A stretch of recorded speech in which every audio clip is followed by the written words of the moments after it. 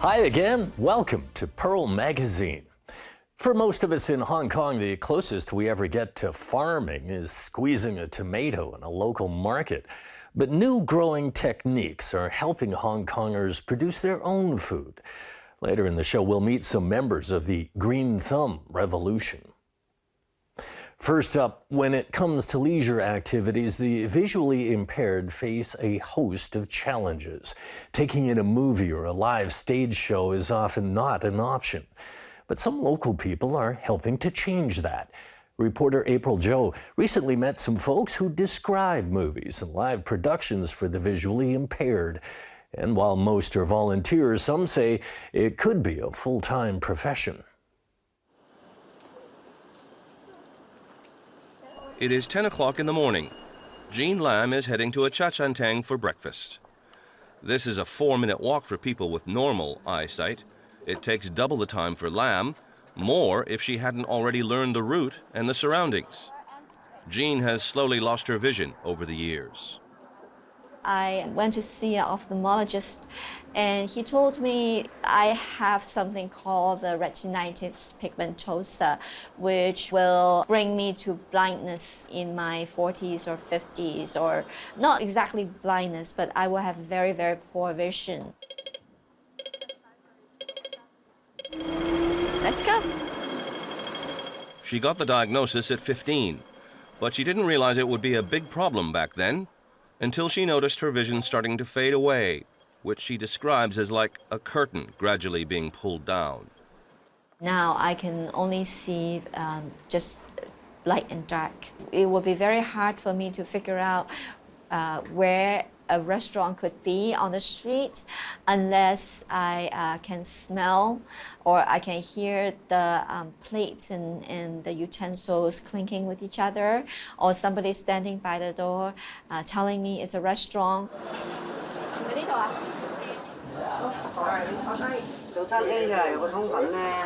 Jean got an office job after her graduation from college, but she lost that job as her vision got worse. She was forced to readapt her life, and that meant rebuilding her social life.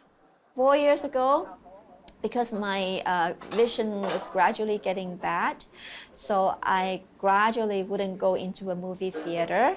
I was unable to distinguish the voices between each actors, and so I didn't know what's going on in the movie.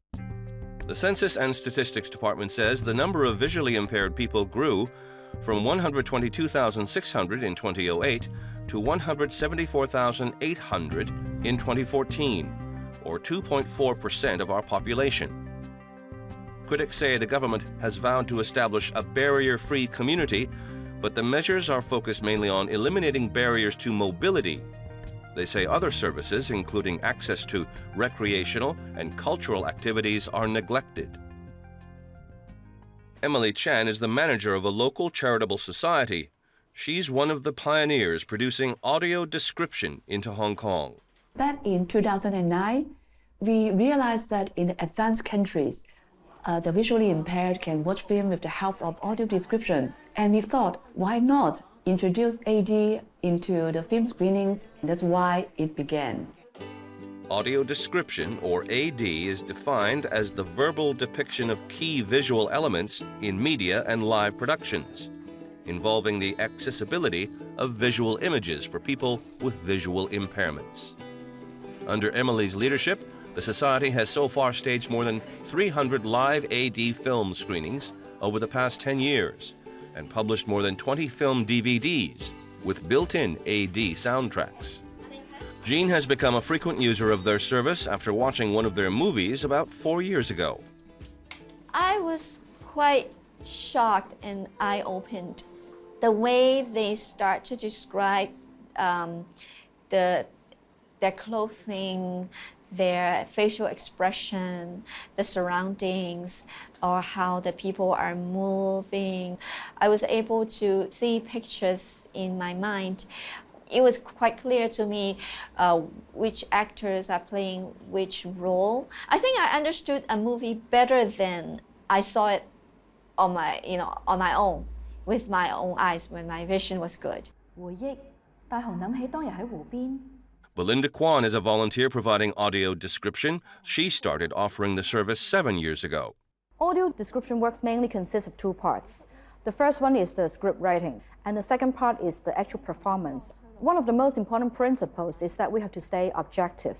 All you need to do is to objectively describe what you see, the visual element, and translate them into a verbal element. We should not add our own interpretation or our own feeling into the audio description work. That usually needs dozens of hours in preparation. If the movie is 2 hours, for the first time you want to watch the whole movie, it may take 10 hours because you need to repeatedly watch a scene many times in order to write the script. To complete the whole movie, I think I need to watch it at least 10 or 20 times, and it takes at least 30 to 40 hours. Belinda works full-time in a public organization. She spends her free time in volunteer activities, in the evenings and on the weekends, mostly unpaid. My motivation is mostly from the audience. If they don't have a very positive response, it won't encourage me to do more. And also, some of the members will come to me and discuss with me of a particular scene, say, for that particular scene, maybe you should say this instead of that. It tells me that they really listen to each and every word that I said. They really pay attention during the whole movie. Right now, most of the audio describers are volunteers. And as audio description are very demanding skills, so I think they are undervalued. 室內燈光昏暗，珍珠白色嘅燈罩慢慢晃動，空氣中塵埃飄動。昌榮喺客廳坐喺度瞓着咗。Among the audio describers, Donning Lung distinguishes herself as the only full-time describer so far in Hong Kong. She first learned about AD at a workshop 9 years ago. She then went to the UK to study. Her PhD thesis was the first study conducted on Cantonese audio description in the world. I don't mind to be the first one to explore this field. It would be great if audio description can be made as a mature career because it's actually a profession. And if there is full-time audio describers, it means that the provision of audio description will be more regular and it will help more visually impaired people. With her professional background, Leung came back to Hong Kong and founded an association in 2015, providing AD services and training. Today, Leung's association is working with this stage production. 60% of the cast are disabled. Donning lets one of her trainees take on the AD work. They're watching the rehearsal and making notes for the script. We have to pay attention to details. For example, we have to identify the items that is relevant to the plot. While Chan and Leung spare no effort to promote AD services, a new social media page started last July. It was operated by 4 audio describers, including Zoe Wong. They share the ambition to deliver news information to the visually impaired. They tell us that they want to know more about the news and the image, the photos on the news, and because they cannot fully understand the news without the description of the photos. They are also part of our society, and they should know what's happening. The news project has gone well, and that has encouraged Wong. However, one of her other projects has had a setback. The group applied for government funding so that local documentaries and independent films could add a built-in AD soundtrack. Special screenings could be done afterwards. 3 documentaries were funded in 2019, but the funding has dried up. We are gained from the very small size of the pool and limited funding. So we just maybe too competitive to gain the resources. We learned that not many directors know about audio description. 海上面只係有幾艘船行走。 Wong says she'll apply for more financial support through other channels. One of the documentary projects funded in 2019 was 3CM. The movie's director, Wong Siu-bong, was invited to attend the post-screening discussion. He was overwhelmed by the audience's enthusiasm. This documentary impressed me a lot. It is special because it's rare to see a local documentary talking about how the disabled struggle for their rights. I think audio description is something necessary for the visually impaired. More awareness should be raised. When there is more attention from the public, then probably the government may want to think about setting legal requirements of providing audio description services. You got to do more audience building. If there's a more audience buying film tickets to go into the cinema, it will give incentives for the film industry to add AD to the films. Help is also needed from cinema operators. Emily's team is pushing for more commercial cinemas to provide an AD track receiver rental service, so the visually impaired can go to a regular movie screening. It's important to watch a film which is the first run, which is new, so that they can discuss it with their families and friends and have more social topics. Audio description means inclusion. This is a kind of service is related to human rights issues instead of just a charitable work. By providing audio description services, which is an accessible tool for the visually impaired people to get involved into different kinds of activities. They can have more social inclusion and participation, just like their sighted counterparts in society. After the break, Hong Kong, finance, tourism, shipping, and maybe someday sustainable urban farming? Stay with us.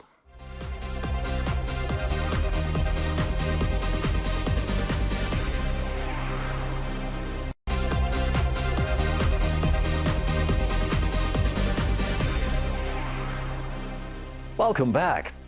As a big city nestled between mountains and ocean, Hong Kong is not known for vast stretches of farmland, and good farmland remains a valuable commodity. But amid the towers of glass and concrete, a determined group of city dwellers is leveraging new methods and technology to grow fruit and vegetables in some of the most unlikely places. These building rooftops are filled with greenery and vegetation. A brief visit offers those living or working below momentary relief from their daily stress. A social enterprise started campaigning for urban farming 5 years ago. It now has set up over 60 urban farms in Hong Kong and in mainland China, covering a total of 60,000 square feet of installed farms. 我哋就去揾返呢啲嗰個業主或者嗰個物業管理。 We look for buildings and talk to owners of property management to convey the idea of urban farming, so people in the neighborhood and those working inside those buildings can participate.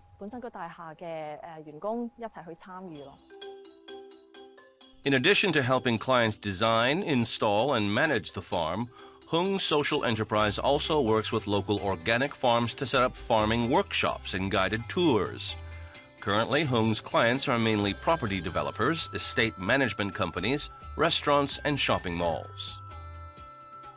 Traditional farming has long been regarded as a sunset industry. Primary industries like farming, fishing, mining, and quarrying accounted for $502 million in 2017, a tiny fraction of the city's total GDP of $2.65 trillion. But according to a study by the University of Hong Kong, some 60 rooftop farms and 1,400 farmers have emerged in the last 10 years, and the number is increasing. 2 years ago, Hung's social enterprise received funding from a local bank to set up a training center for urban farming. We work with many corporations to encourage their staff to participate.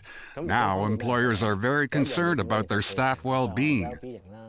Many companies also offer their places for farming.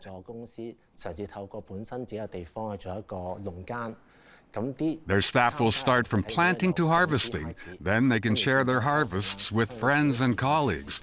Some companies even set up a farming team so that their staff can communicate after work. Lee says they broke even 1 year after setting up the social enterprise. They are now making a profit and plan to expand their urban farming campaign to mainland China and to other Southeast Asian countries, hoping this will enhance sustainability. In recent years, vegetable supply from local farmers has declined from 14% of all vegetables consumed in 1997 to just 1.8% in 2018. In other words, 98% of our vegetables now come from the mainland and overseas.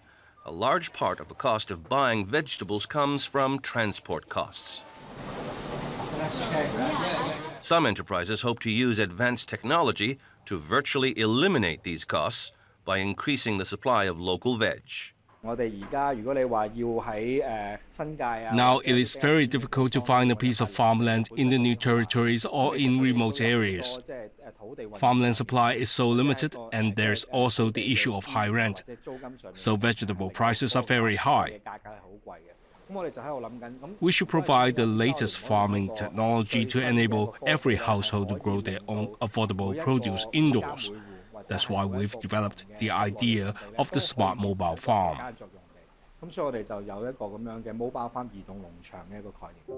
Raymond Mack says his smart mobile farm can help his clients, such as shopping malls, restaurants, and supermarkets, to cultivate vegetables and herbs in a seed bank, in a hydroponic farm lab. When the plants begin to sprout, the sprouts are delivered to Mack's clients. Mack also rents out a simple hydroponic system to clients so they can grow their own produce. He charges a monthly fee to maintain the hydroponic system. We use a lot of sensors to control the environment of the farm lab to ensure the light, temperature, humidity, and the acidity level of the nutrient solution is ideal for the crop. This 6-layer hydroponic machine can grow a variety of produce, such as basil, Oxalis triangularis flower, and fennel. One machine can grow 100 to 400 individual vegetable plants, depending on its size.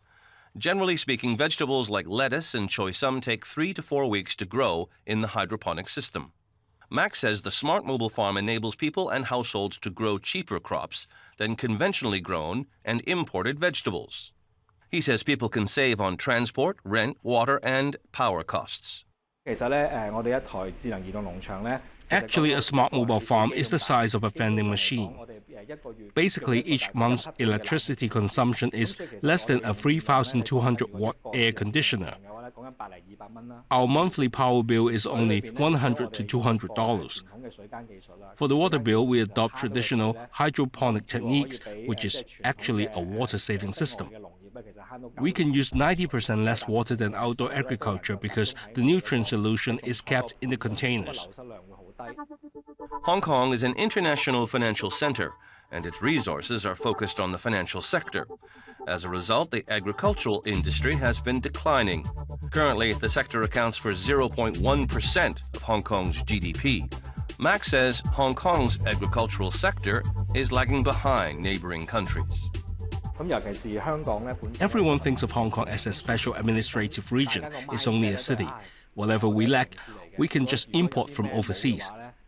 People in other countries have a different way of thinking. For example, Singapore's population and its area is very similar to Hong Kong, but Singapore is self-sufficient. The Singaporean government will allocate some funds to develop its agricultural industry.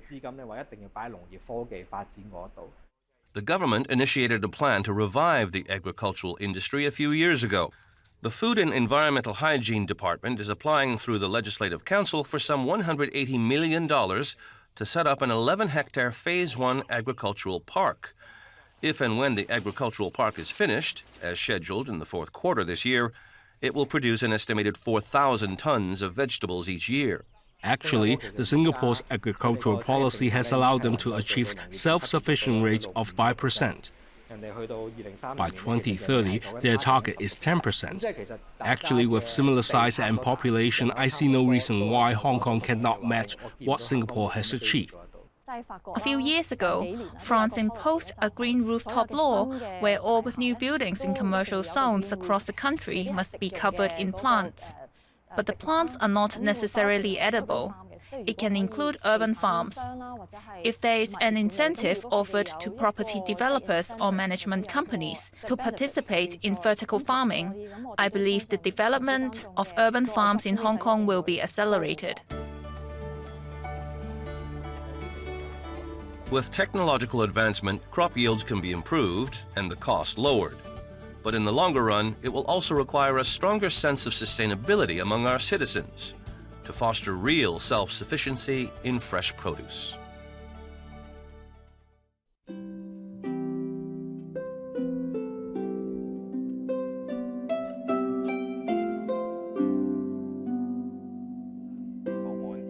Channel surfing has been a favorite pastime among Hong Kong people over the past 50 years. It's been the main source of news information and entertainment. When TVB became the first terrestrial broadcaster in 1967, watching TV became mainstream. It was such a big deal that even trial broadcasts drew a big crowd. 連流行樂隊都被拍入鏡頭啦，即影即放㗎，喺電視機睇得到啦。玩音樂班人固然賣力啦，聽眾就更加賣力。 TVB opened its office in Central before moving to Broadcast Drive in Kowloon Tong later.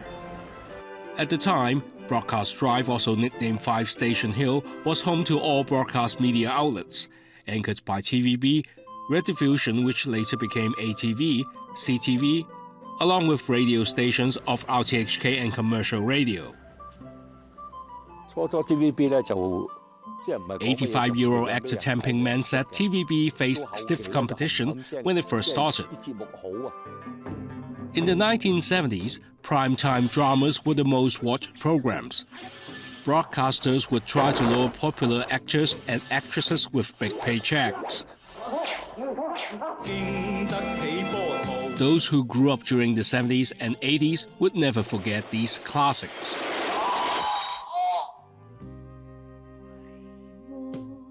The finale of these dramas would often keep people glued to their TV at home. Live sporting events always drew a crowd wherever there were TVs, even outside electric appliances shops.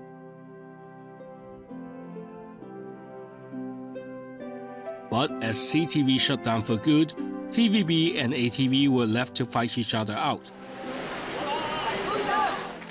Until 2016, when ATV bowed out. Shortly after, the government issued new free-to-air licenses. 2 new players have since entered the market. For more than a century, Hong Kong's iconic trams have clattered up and down Hong Kong Island.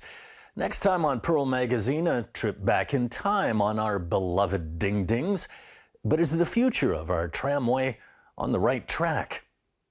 That's our show for this week. Thanks for joining us. Bye for now.